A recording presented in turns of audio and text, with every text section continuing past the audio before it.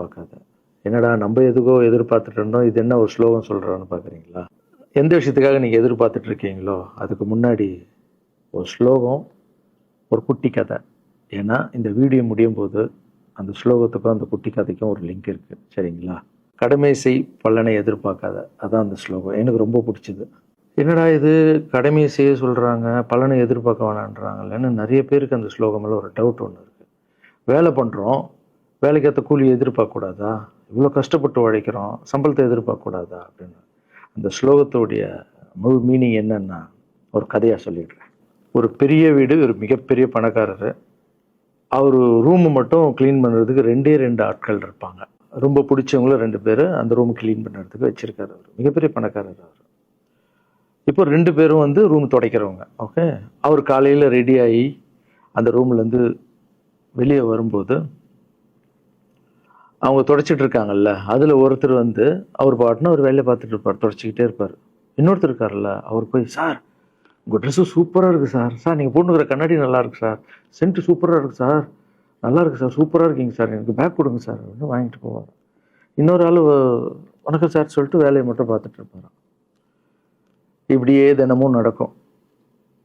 அப்புறம் அந்த ஓனர் வந்து இந்த ஊரை விட்டு வெளியூருக்கு போகிறாரு. போகும்போது 2 வேலைக்காரங்களும் கூப்பிட்டு ஒருத்தருக்கு வந்து 1 மாதம் சம்பளம் எக்ஸ்ட்ரா, யார் கூட பேக்லாம் தூக்கிட்டு போய் எப்போ பார்த்தாலும் நான் சூப்பர் சூப்பர்னு சொன்னார்ல, அவருக்கு 1 மாதம் சம்பளம் எக்ஸ்ட்ரா. இன்னொரு ஆளுக்கு ஒரு வீடு வாங்கி கொடுத்து அவரை, நீ என் கூடவே வந்துருங்க, நான் அவர் கூடவே அவரை கூப்பிட்டு போகிறேன். இவன் ஓடி போய் கேட்டானா, சார் என்ன சார் தினமும் நான் தானே சார் உங்கள் பேக் எடுத்துருந்தேன், நான் கொடுத்த வேலையை நீ கரெக்டாக பண்ணல, நீ ஜால்ரா அடிக்கிறதுலையே இருந்த, எனக்கு இது நல்லா இருக்கு அது நல்லா இருக்குன்னு. ஆனால் அவன் வேலையை மட்டும்தான் பார்த்தான். வேலையை கரெக்டாக பார்த்தா பலனு கடவுள் கொடுப்பார், அந்த பலன் தான் இது அப்படின்னு சொன்னாங்க. இப்போ விஷயத்துக்கு வருவோமா? திருச்சி கிழக்கு தொகுதி. இன்னைக்கு நான் என்ன முடிவு சொல்கிறேன் இதுதானே. நான் திருச்சி கிழக்கில் நிற்கணும்னா நான் முதல்ல அரசியலுக்கு வரணும். நான் அரசியலுக்கு வரேனா இல்லையான்றதை சொல்கிறேன். அரசியல் எப்படி என் வாழ்க்கையில் வந்ததுன்னு சொல்கிறேன். உங்களுக்கு நல்லா தெரியும், என் வீட்டில் குழந்தைங்கள வளர்த்துக்கிட்டு நான் பாட்டுன்னு சோஷியல் சர்வீஸ் பண்ணிகிட்டு இருந்தேன். மாற்றுத்திறனாளிக்கு டான்ஸ் சொல்லி கொடுக்குறது, ஓப்பனர் சர்ஜரி பண்ணுறது, பசங்களை படிக்க வைக்கிறது, ஸ்போர்ட்ஸு எல்லாத்துலேயும் என்னால் முடிஞ்ச வரைக்கும் பண்ணுவேன். என்னால் முடியல மற்றவங்கிட்ட கேட்டு பண்ணிகிட்டு இருந்தேன். இந்த டைமில் தான் ஜல்லிக்கட்டுன்னு வருது. ஒரு சில விஷயம்லாம் ஃபாஸ்ட்டாக சொல்லிடுறேன், உங்களுக்கு தெரிஞ்ச விஷயந்தான். ஜல்லிக்கட்டுன்னு ஒன்று வருது, அதில் நான் போகிறேன், சாப்பாடு போகிறதுக்காக குழந்தைங்களுக்கு போகிறேன். அப்படி நான் அந்த ஜல்லிக்கட்டு நடந்து முடிஞ்ச விஷயம்லாம் உங்களுக்கு தெரியும். அப்புறம் என் மேலே ஒரு தலைவர் விமர்சனம், எதுக்கு தலைவர்னு சொல்லுவாரா, நம்ம அண்ணன் தான், சீமான் அண்ணன் ஒரு விமர்சனம் வைக்கிறாரு. அதுக்கு நான் மறுபடியும் ஒரு ட்வீட் போடுறேன், அவர் ட்வீட் போடுறேன். அப்போ தான் என் வாழ்க்கையில் அரசியல்னு எடுத்து அந்த நுழையுது. நம்ம சாப்பாடு போகிறதுக்கு போகணும், இது என்னடா இவ்வளோ பெருசாக இருக்குது, அந்த ஜல்லிக்கட்டு தான் எனக்கு அரசியலில் உள்ள நுழைஞ்சது, என்னடா இவ்வளோ பெருசாக இருக்குது அப்படின்னு. அப்படியே போச்சு. அதே தலைவர் தான், அதே சீமான் அண்ணன் தான் ரஜினி சார் அரசியலுக்கு வர்ற மாதிரி பேச்சு அடிபட்ட உடனே அவங்க சைட்லேருந்து பேசுகிறாங்க, தலைவரை பற்றி பேசுகிறாங்க. தலைவர் எனக்கு வந்து ஒரு குரு, என்னை வாழ வச்ச தெய்வம், ஒரு அப்பா மாதிரி, ஒரு அண்ணன், அப்பா எல்லாமே சொல்லலாம்.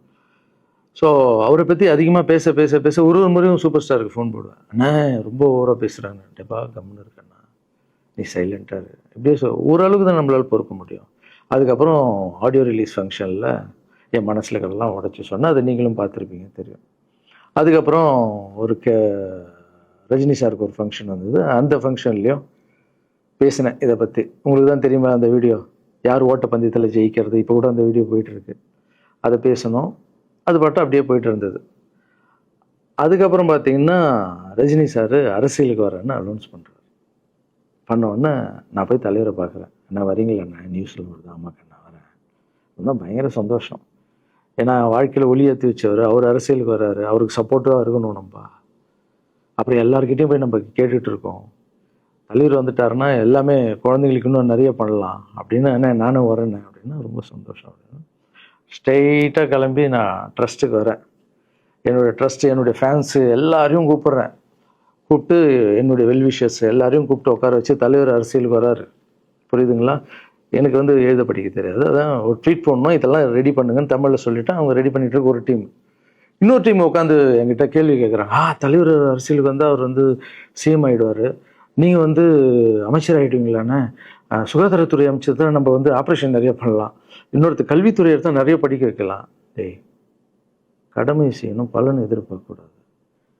சுகாதாரத்துறை அமைச்சர், இது வந்து கல்வித்துறை, இதெல்லாம் படிச்சவங்க வர இடம். அண்ணன் படிக்கலடா. எல்லாருக்கும் படித்த இடத்த போட்டு ஒரே இடத்துல போய் முடங்கி போய் படிப்புனா படிப்பு மட்டும், எல்லாம் கட்சி வளரட்டும், தலைவர் வரட்டும், எல்லா துறையிலேருந்து ஹெல்ப் கட்டு நல்லா பண்ணுவோம், பெரிய ட்ரஸ்ட்டு கட்டுவோம். இப்போனா சின்ன ட்ரஸ்ட்டில் தான் நம்ம இருக்கோம். சின்ன வீட்டில் 60 குழந்தைங்க நீங்கள் இருக்கீங்க, 100 ஏக்கரில் கட்டுவோம். ஊனமுற்றோர்கள் இந்த பக்கம் திருநங்கைகளுக்கு, இந்த பக்கம் முதியோர்களுக்கு ஒரு பெரிய ட்ரஸ்ட் கட்டி பண்ணுவோம்டா. சூப்பர்ண்ணா. இன்னொருத்தர் டக்குன்னு அங்கேருந்து, அண்ணா நம்மளை ஏற்று பேசின்னு இருக்கார்ல சீமான் அண்ணன், அவருக்கு ஆப்போசிட்டாக எதிர்த்து நில்லுங்கண்ணே அப்படின்னு. அது அரசியல் இல்லை. ஒருத்தர் மேலே கோவத்தால் நம்ம அரசியலுக்கு வந்தால் அது வந்து வெறுப்பு அரசியலாக மாறும். அரசியல்ன்றது மக்களுக்கு நல்லது பண்ணுறதுக்காக வரணும். இப்போ அவரை நான் அழிக்கணும், அவரை நான் ஏதோ ஒன்று செய்யணும்னு அந்த ஆசையில் வந்தேன்னு வச்சுங்களேன், ஆசை என்ன ஆகும், கோபமாக மாறும். கோவத்துலேருந்து என்ன வரும், வார்த்தைகள் தப்பாக வரும். வார்த்தைகள் மட்டும் வராது, தப்பான வார்த்தைகள் வரும். மக்களுக்கு நம்ம மேலே மரியாதை இல்லை, மக்களுக்கு நம்ம மேலே மரியாதை இருக்காது, போயிடும். ஸோ அதால் அரசியலுக்கு வரோன்னா அவரை அழிக்கிற இவழியாக இருக்கு. பதிவை பற்றி பேசுகிறத ஃபஸ்ட்டு விடுங்கடா, ஃபஸ்ட்டு வேலையை பார்ப்போம்டா. நம்ம தலைவர் வரோன்னு சொல்லிட்டாரு, ட்வீட் போடுங்களா அப்படின்னு ட்வீட் போட்டுட்டு அங்கேருந்து போட்டுட்டு வீட்டுக்கு போகிறேன். இங்கே தான் பெரிய ட்விஸ்ட் இருக்குது எனக்கு. வீட்டுக்கு போகிறேன். வீட்டுக்கு போனோன்னா எப்பவும் நான் அம்மா கிட்ட போய் ஒரு விஷயத்த சொல்கிறதுக்கு முன்னாடி ஒரு சர்ப்ரைஸ் ஒன்று பண்ணுவேன். எங்கள் அம்மா கோவில் கட்டுறது கூட, கோவில் கட்டிட்டு ஸ்டாச்சுலாம் ஆர்டர் பண்ண அப்புறம் தான் அந்த ஸ்டாச்சுவே காமிச்சாங்க அம்மாவுக்கு. அதே மாதிரி அரசியல் விஷயத்துலையும் போய் சொல்லலான்னு அம்மாவை கூப்பிட்டு ஃபேமிலியெல்லாம் உட்கார வச்சு, அம்மா தலைவர் அரசியலுக்கு வர்றாரு, சரி கண்ணா, நானும் அரசியல் போடுறேன், இங்கே பரமா ட்வீட் போட்டிருக்கேன் அப்படின்னு. அம்மா முகம் டக்குன்னு மாறிட்டு ஓகே கண்ணா, ஓகே நான் சாப்பிடலாம் அப்படின்னு எழுந்து போயிட்டாங்க. என்ன இப்படி போக மாட்டாங்களே, ஒரு விஷயத்த சொன்னால் சூப்பர் கண்ணான்னு பேசுவாங்கள்ல, 1 hour அதில் இருக்கிற நல்லது கெட்டது எல்லாம் பேசுவாங்க, என்ன போயிட்டாங்க அப்படின்னு ஒரு ஃபீல். சரி, இது உடம்பு சரியில்லை போல, அப்செட்டில் இருக்கான்னு விட்டேன். அப்புறம் 2-3 நாள் அவங்ககிட்ட பேசவே மாட்டுறாங்க. கூப்பிட்டு, என்னம்மா உனக்கு பிரச்சனை, ஏதாவது தப்புன்னா அடின்னா அடிச்சிடுமா, என்னம்மா இப்படி பேசாமல் இருக்குன்னா, இல்லை கண்ணா நீ அரசியல் போனது எனக்கு பிடிக்கல அப்படின்றாங்க. ஏமா அரசியல் போனால் பிடிக்கல? இல்லை கண்ணா, அது ஒரு சாக்கடை, அரசியலுக்கு போகக்கூடாது, அது வந்து பணம் கொடுக்குறாங்க அரசியலுக்கு, ஓட்டு வாங்குறதுக்கு பணம் கொடுத்து தாங்க நான் ஜெயிக்கிறாங்க. அதுக்கப்புறம் ஜாதி இல்லைன்னுவாங்க, ஜாதி இருக்குது, மதம் இல்லைன்னுவாங்க, மதம் இருக்குது. அந்த சாக்கடைக்குள்ளே நீ போகாதப்பா. நம்மளுக்கு வாழ்க்கையை ஒளி வச்சு ஏற்றி வச்சவர் தாங்க நம்ம சூப்பர் ஸ்டார். அவர்கிட்ட என்னை கூப்பிட்டு போப்பா, நான் சொல்கிறேன், அவர் ஒரு ஆன்மீகவாதி, அவரும் அரசியலுக்கு வருவானா, இந்த வயசில் அவர் நிம்மதியாக இருக்கட்டும், எதுக்கு அரசியலுக்கு வர்றாரு, என்னை கூப்பிட்டு போ, அப்பாயின்மெண்ட் வாங்கி கொடுத்துருந்தாங்க. அப்பாயின்மெண்ட் வாங்கி கூடா? நானும் வேறு கனவுல வந்து மைண்ட் வைஸ், அம்மா நான் சொல்கிறது கேளுமா, நம்ம எத்தனையோ இப்போ வந்து எல்லா குழந்தைங்களுக்கும் ஒவ்வொரு ஸ்டேஜில் போய் கேட்டு தானேம்மா ஹெல்ப் நடக்குது. இப்போது தலைவர் வந்துட்டாருன்னா நம்ம தாராளமாக பண்ணலாம்லம்மா, உன் கையில் எவ்வளோ காசு இருக்கோ அதுக்கு மட்டும் செய், அரசியல் வேணான்னு சொல்கிறேன் அப்படின்னு போயிட்டான். அந்த ஃபேஸ் வந்து அதுக்கப்புறம் அடிதான் நம்மளுக்கு. சரி, இந்த உலகத்தில் அம்மா மீறி பண்ணலாம், ஆனால் நான் உருப்பிட மாட்டேன், எனக்கு நல்லா தெரியும். இந்த உலகத்துலேயே எனக்கு யாருன்னா எங்கள் அம்மா தான். அது அம்மா இல்லை, எங்கள் கடவுள்னே சொல்லலாம், நான் எதிர்க்க பார்க்குற கடவுள். சரி, அம்மாவுக்கு சொல்லி புரிய வைக்கலாம், என்னடான்னு தலைவர்கிட்ட போய் எப்படி சொல்கிறது, பசங்கிட்ட ஒரு பயங்கர பில்டப் கொடுத்துட்டோம், அது இதுன்னு எல்லாம் வேலை வேற பார்த்துட்டு இருக்காங்க, என்ன பண்ணுறது. அந்த டைமை பார்த்து கொரோனா வருது. ஒரே ஷாக்கு, வெளியே போக முடியாதுன்றாங்க, இல்லைன்னா முடிஞ்சு போச்சு. பிரச்சாரம் பண்ண வெளியே போக முடியாது, தலைவருக்கு உடம்பு சரியில்லாமல் போகுது, ஹைதராபாத் ஷூட்டிங் போகிறாரு, உடம்பு முடியல, அப்படியே எல்லாமே கொலாப்ஸ் ஆகுது. அப்புறம் தலைவர் அலௌன்ஸ் பண்ணுறாரு, நான் அரசியலுக்கு வரல, டாக்டர்ஸ் வந்து போகக்கூடாதுன்னு சொல்லிட்டாங்க, கொரோனா டைமில் நம்ம வந்து பிரச்சாரம் போக முடியாது, அந்த காரணம் சொன்னார். இது உங்களுக்கு எல்லாருக்கும் தெரியும். ஆவலை தான் தலைமையில் கை வச்சுன்னு உட்காந்துட்டோம். நான் ட்ரஸ்ட்டில் இருக்கிற குழந்தைங்க மற்றவங்க எல்லாரும் என்னென்னோ நினச்சி ஒர்க் பண்ணிட்டு இருந்தால எல்லாரும் அப்செட்டில் உட்காந்துருக்கோம். தலைவர் ஒருத்தம் போய் பேசி பார்க்கலாம் அவர்கிட்ட, தலைவர் வர்றாரு, கூப்பிட்றாரு, போகணும். அந்த மாதிரி தலைவரை பார்த்ததில்லை நான். அப்படியே எனக்கு புரிஞ்சுது, அவர் ரொம்ப வலியில் இருக்கார் அப்படின்னு. எவ்வளோ சுறுசுறுப்பான ஆள், உடம்பு முடியலைங்கண்ணா. பரவாயில்ல, உங்கள் உடம்பு தானே முக்கியம், என்ன இதெல்லாம் என்னென்ன தூக்கி போடுங்கண்ணா. இல்லைங்கண்ணா, இத்தனை வருஷம் என்னை வாழ வச்சாங்கல்ல, அவங்களுக்கு ஏதாவது ஒன்று பண்ணணும்னு நினச்சாங்கண்ணா, இங்கே குத்துதுக்கண்ணா, எனக்கு என்ன பண்ணுறதுன்னு தெரியல, ரொம்ப கஷ்டமாக இருக்குது அப்படின்னா. அண்ணே அதை விடுங்கண்ணே, எல்லாம் அப்படின்னு அவர்கிட்ட பேசிட்டு அவர் வந்து அப்போ நான் முன்னாடி பேசும்போது அவர் சொல்கிறார், நான் கூட பதவிக்கு வரணும்னு ஆசைப்படல, இன்னொரு நல்ல ஆள் படித்த ஆள் அங்கே நிற்க வச்சு பார்க்கணும். யாருன்னே சொல்லுவேன், யாருன்னு கூட சொல்லல. அது அப்படியே போச்சு. அவர் மனசுக்கு மட்டும்தான் தெரியும், யாருன்னு கூட சொல்லல. ரொம்ப அப்செட்டாக இருந்தார். சரி ஓகே, இதுவும் கடந்து போகணும். அப்படியே கடந்து போச்சு. எனக்கும் காஞ்சனா படம் அது இதுன்னு வந்து பெரிய ஹிட் ஆகுது. அதுக்கப்புறம் யாருக்கிட்டேயும் நீங்கள் யாரும் எனக்கு ஹெல்ப் பண்ண வேணாம். முதல் நாள் நான் வந்து கலைஞர் ஐயா கிட்ட ஹெல்ப் கேட்டேன். அவர் வந்து ஒரு சில குழந்தைங்களுக்கு ஹெல்ப் பண்ணார்.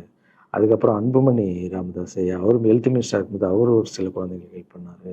அப்புறம் நம்ம விஜய் சார் நண்பர், அவர் வந்து ஒரு குழந்தைக்கு ஆப்ரேஷன் பண்ணார். ஸோ இருக்கும்போது என்னால் முடிஞ்ச வரைக்கும் சொந்த பணத்தை போட்டு பண்ணிவிடுவாங்க. முடியாத போது தான் நான் அந்த ஹெல்ப்பை கேட்பேன். இப்போ தான் நல்லா வந்துட்டுமே, யாருக்கும் எனக்கு பணம் கொடுக்க வேணாம், இனிமேல் என் சொந்த பணத்திலே பண்ணுறேன்னு சொல்லிட்டு நான் பாட்டுன்னு ஒரு வீடியோ கூட நான் போட்டேன், இனிமேல் யாரும் பணம்லாம் கொடுக்க வேணாம். அப்படியே போயிட்டுருக்கு. காஞ்சனா எல்லாம் முடிஞ்சு ஜிகிர் தண்டா படம் ரிலீஸ் ஆகுது.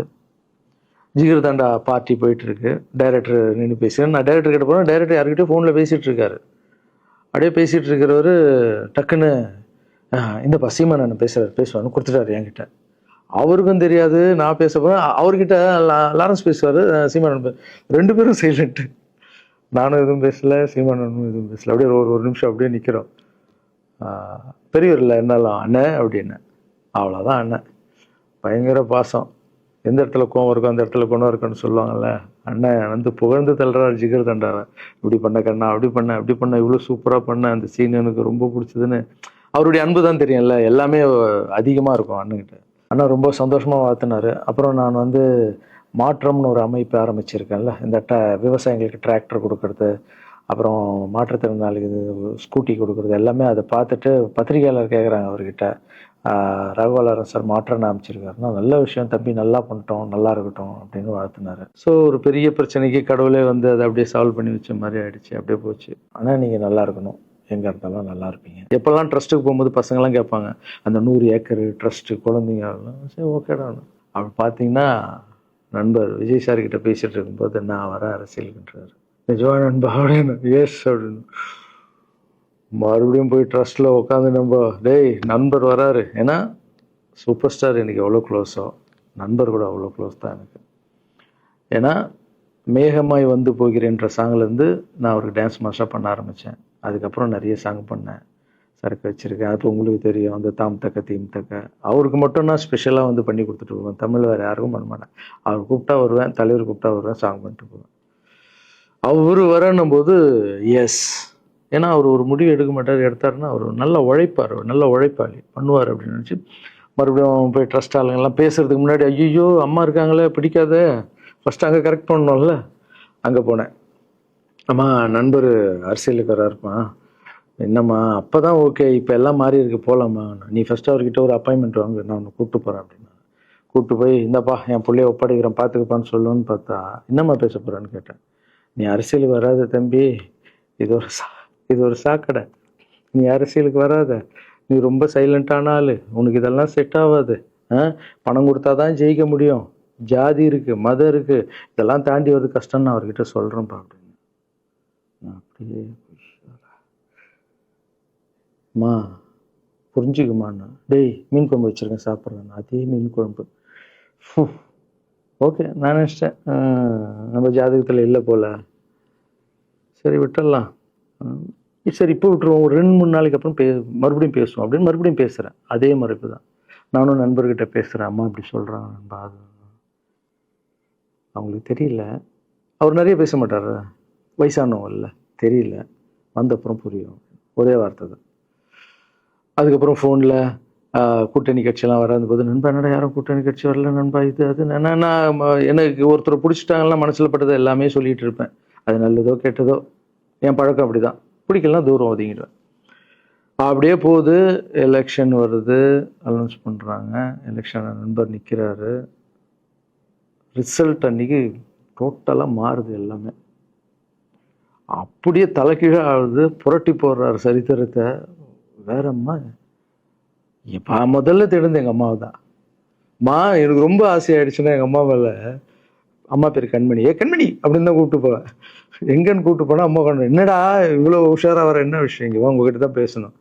நீ என்னம்மா சொன்ன, பணம் கொடுத்தாதான் ஓட்டு போடுவாங்க, ஜாதி இருக்குது, மதம் இருக்குது, புது ஆளுங்களை வர விட மாட்டாங்க, ஜெயிக்க முடியாது, இதெல்லாம் சொன்னல. நண்பர் ஜெயிச்சிட்டார் பத்தியாம்மா.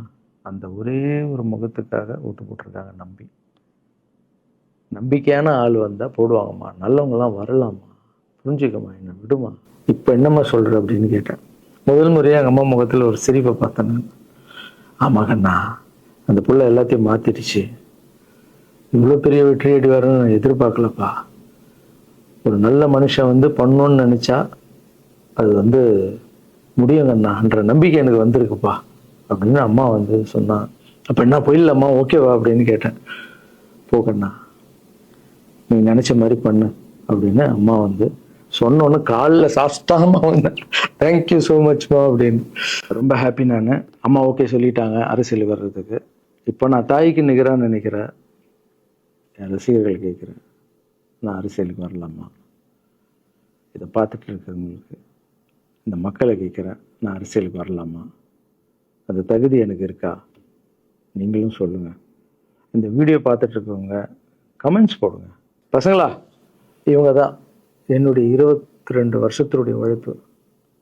அரசியலுக்கே வராமல் மக்களுக்கு நான் செஞ்ச சேவை உங்கள் கண்ணு முன்னாடி நிப்பாட்டியிருக்கேன். இப்போ உங்கள் வயசு என்ன? 22 வயசாகுது. ஒரு வயசில் என் கையில் வந்தார் இவர். அந்த ஃபோட்டோவை நீங்களே பாருங்கள். இப்போ 22 வயசு. ஒரு குழந்தைய வளர்க்குறதுக்கு நீங்கள் எவ்வளோ கஷ்டப்படுவீங்க உங்களுக்கு தெரியும்ல. அந்த கஷ்டம் என்னென்னா, ஸ்கூலுக்கு அனுப்புறது ஃபீஸ் கட்டுறதுலேருந்து, உடம்பு சரியில்லாமல் போனாலும் அவன் ஆசையில் நிறைவேற்றுறதுலேருந்து, ஒரு குழந்தைக்கு அப்படி இருந்தால் 60 குழந்தைங்களை வளர்த்துருக்கேன். எவ்வளோ பிரச்சனை வந்திருக்கேன், எவ்வளோ நோய்கள் வந்திருக்கும், எவ்வளோ நைட் தூங்காமல் வந்திருக்கேன், அதில் எவ்வளோ டிஸ்டர்ப், அதுவும் என் வீட்டில் வளர்த்துருக்கேன். இதெல்லாம் எதுக்கு பண்ணேன்னா, எந்த ஒரு எதிர்பார்ப்பும் இல்லாமல் கடமை செய் பலனை எதிர்பார்க்காதன்ற இந்த வார்த்தை எனக்கு ரொம்ப பிடிக்கும். அதுக்காக செஞ்சுருக்கேன், என் மக்களுக்காக செஞ்சுருக்கேன். ஏன்னா மக்கள் தான் என் படத்தை பார்க்குறாங்க. மக்களால் தான் நான் கார் வாங்குகிறேன், வீடு வாங்குகிறேன், சந்தோஷமாக இருக்கேன். அவங்களுக்கு இந்த சொசைட்டிக்கு நான் ஏதாவது பண்ணணும். அரசியலுக்கு வர்றதுக்கு முன்னாடியே பண்ண விஷயங்கள் பார்த்தீங்கல்ல. 22 வருஷம் உழைச்சிருக்கேன். ஒரு கதை ஒன்று சொன்னேன்ல, 2 வேலைக்காரங்க இருந்தாங்கன்னு. சின்சியராக யாருக்கும் ஜாலர் அடிக்காமல் எதுவும் பண்ணாமல் என் தொழிலுக்கு தர்மமாக, என் மக்களுக்கு தர்மமாக என்ன பண்ணணுமோ 22 வருஷம் உழைச்சி உங்கள் கண்ணு முன்னாடி நிப்பாட்டிட்டேன். அந்த ஓனர் ஒரு பலன் கொடுத்தார்ல, அந்த ஓனர் யார் தெரியுமா? கடவுள். அந்த கடவுளுக்கு தெரியும் எனக்கு என்ன பலன் கொடுக்கணும். இதுக்கு தான் அந்த கதை லிங்க் ஆகும்னு சொன்னேன். ஸோ நீங்கள் சொல்லுங்கள், நான் அரசியலுக்கு வரணுமா வேண்டாமா? வேண்டாம்னா என்னன்னு சொல்லுங்கள். வாப்பா, வாடாகண்ணா, வா நண்பா, வாங்கண்ணா அப்படின்னு சொல்லுங்கள். என் முடிவை நான் உங்களுக்கு சொல்கிறேன். உங்கள் முடிவுக்காக காத்திருக்கேன்.